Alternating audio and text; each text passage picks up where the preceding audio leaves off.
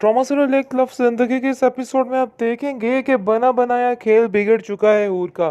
क्योंकि हूर जैसे ही तैमूर के घर वालों से माफ़ी तलाफ़ी करके उनके घर चली गई थी, लेकिन ये चीज़ भी ज़्यादा देर तक तैमूर को बर्दाश्त नहीं हुई है।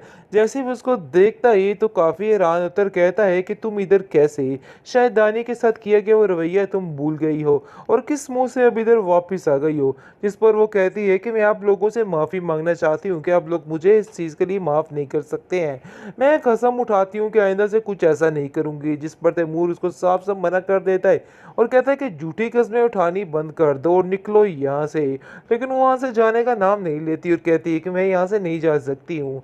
लेकिन जी आप देखेंगे कि वो दिखे देकर उसको यहाँ से ले जाता है, जिस पर काफ़ी चीख चिल्लाड़ी करती है और कहती है कि आखिर ऐसा कैसे हो सकता है। उसकी माँ कहती है कि छोड़ दो तैमूर, ऐसा नहीं करो।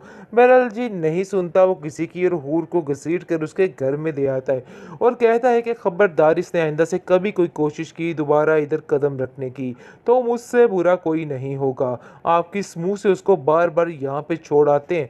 मुझे तो खुद कुछ समझ नहीं आ रही कि आखिर आप क्या करना चाह रहे हैं। इस कदर भी कोई लीचड़ हो सकता है, मैं तो सोच भी नहीं सकता था। आप देखेंगे कि उसकी माँ काफ़ी गुस्से में आ जाती है, तैमूर को कहती है कि शर्म आनी चाहिए आप लोगों को। आखिर कैसे आप किसी के साथ ये सब कुछ कर सकते हैं? मुझे तो यकीन ही नहीं आ रहा कि कोई इतना घटिया काम कैसे कर सकता है। बहरहाल जी तैमूर कहता है कि मुझे अब आप लोगों की इन बातों से कोई भी गर्ज नहीं है। बात तो ये तय है कि अब कोई भी ये बंदा इस घर में उसको नहीं लेके आएगा। अब तो मैंने दिक्के दिए हैं, वरना मैं आप लोगों के साथ कुछ और ही सलूक करूंगा। लेकिन जी आप देखेंगे कि ये बात दानी तक पहुंचती है और दानी कहता है कि तुम्हें वहां पे जाने की ज़रूरत क्या थी? मैंने कहा था कि मैं तुम्हारे साथ चलूंगा, जाकर माफ़ी मांगूंगा और सारा मामला ठीक कर दूंगा। लेकिन जी आप देखेंगे कि वो कहती है कि तुम्हारे जाने से भी उधर कुछ नहीं होने वाला है, क्योंकि वो लोग नहीं संभलने वाले और ये बात बिल्कुल फाइनल है। इसलिए बेहतर यही है कि इस तरह के ख्वाबो ख्याल ना मत क्रिएट किए जाएं।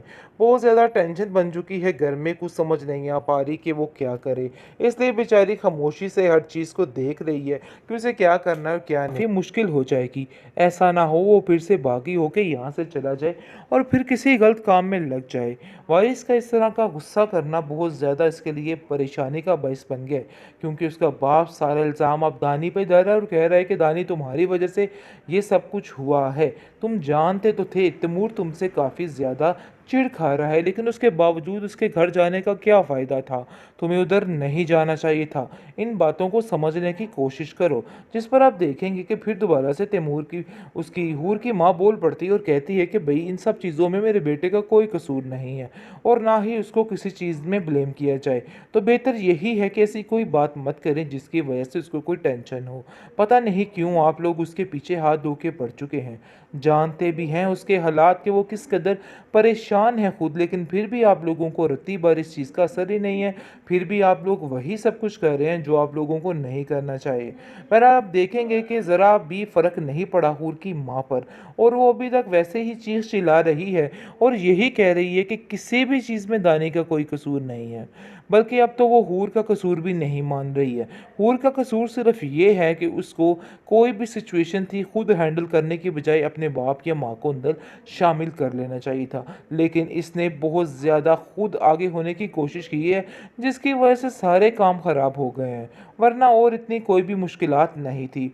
आप देखेंगे कि दानी कहता है कि मैं उनके घर जाकर उन सबसे माफ़ी मांगने के लिए तैयार हूँ। अगर मेरी गलती है तो मैं उनसे माफ़ी मांगूंगा और मुझे यकीन है कि वो इस दफ़ा मुझे ज़रूर माफ़ कर देंगे।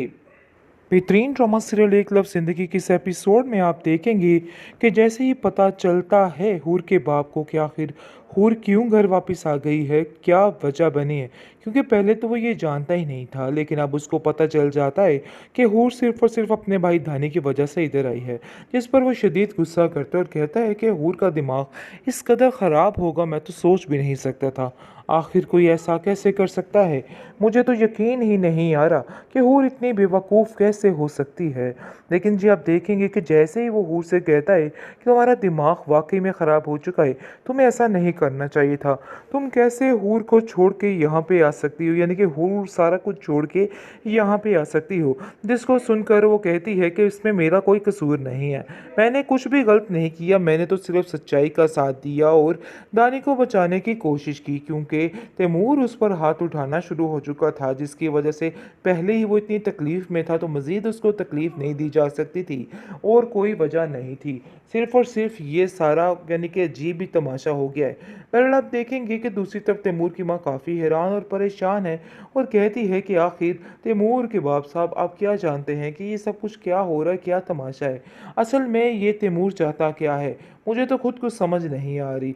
माना कि हमें उस घर में अब नहीं को ताल्लुक वास्ता रखना, फिर इस चीज़ का खुला ऐलान करे, जिस पर वो उसका बाप कहता है कि नहीं तैमूर ऐसा नहीं चाहता, ये सिर्फ और सिर्फ वक्ती गुस्सा है जिसकी वजह से ये सब कुछ हो रहा है। तुम नहीं जानती हो कि वो कभी भी ऐसा नहीं कर सकता है, इसलिए इन बातों को लेके बिल्कुल परेशान होने की ज़रूरत नहीं है। मुझे इस चीज़ का पूरा पूरा यकीन है कि दानी के साथ जैसे ही उसके हालात सेट होंगे सब ठीक हो जाएगा। लेकिन जी दानी के साथ उसके हालात बिल्कुल भी सेट नहीं होने वाले, क्योंकि दानी कभी भी उसके साथ सही नहीं हो सकता है, तैमूर उसके साथ नहीं सही हो सकता। दानी बहुत कोशिश की और बताता रह गया कि देखो मैंने ये सब कुछ नहीं किया, इन सब चीज़ों में मेरी कोई गलती नहीं है, लेकिन कोई उसकी बात का यकीन करने को तैयार ही नहीं।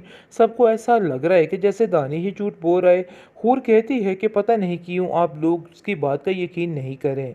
अगर वो राहे रास्त पर आ ही गया है तो आप लोगों उसकी बात माननी होगी, वरना काफ़ी मुश्किल हो जाएगी। ऐसा ना हो वो फिर से बागी होके यहाँ से चला जाए और फिर किसी गलत काम में लग जाए।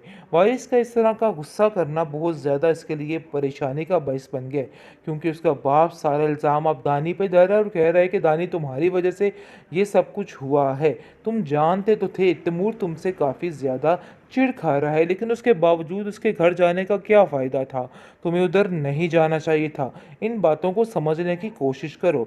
जिस पर आप देखेंगे कि फिर दोबारा से तैमूर की उसकी हूर की माँ बोल पड़ती है और कहती है कि भाई इन सब चीज़ों में मेरे बेटे का कोई कसूर नहीं है और ना ही उसको किसी चीज़ में ब्लेम किया जाए, तो बेहतर यही है कि ऐसी कोई बात मत करें जिसकी वजह से उसको कोई टेंशन हो।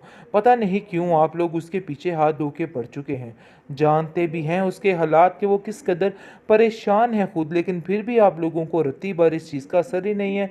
फिर भी आप लोग वही सब कुछ कर रहे हैं जो आप लोगों को नहीं करना चाहिए।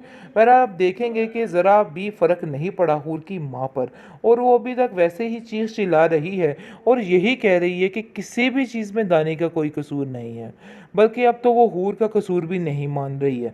हूर का कसूर सिर्फ ये है कि उसको कोई भी सिचुएशन थी खुद हैंडल करने की बजाय अपने बाप या माँ को अंदर शामिल कर लेना चाहिए था, लेकिन इसने बहुत ज़्यादा खुद आगे होने की कोशिश की है, जिसकी वजह से सारे काम ख़राब हो गए हैं, वरना और इतनी कोई भी मुश्किलात नहीं थी।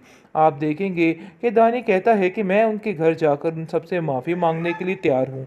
अगर मेरी गलती है तो मैं उनसे माफ़ी मांगूंगा और मुझे यकीन है कि वो इस दफ़ा मुझे ज़रूर माफ़ कर देंगे।